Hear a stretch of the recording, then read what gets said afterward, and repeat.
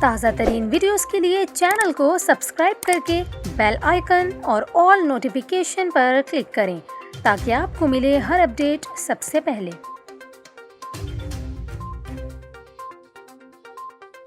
اور ابھی آپ کو بتائیں، کراچی کے علاقے کورنگی کی ندی میں سیلابی ریلے میں بہہ جانے والی 3 بچیوں کو بچا لیا گیا۔ بچیوں کو ڈوبنے سے بچانے پر ایڈیشنل آئی جی کی جانب سے پولیس اہلکار سکندر کے لیے 25,000 روپے کیش اور تعریفی سند دینے کا اعلان کیا گیا ہے۔ دوسری جانب ریسکیو ذرائع نے بتایا ہے کہ ملیر ندی سے ایک شخص کی لاش ملی ہے۔ 2 روز قبل ملیر ندی میں بہہ جانے والے 7 افراد میں سے 4 کی لاشیں مل چکی ہیں۔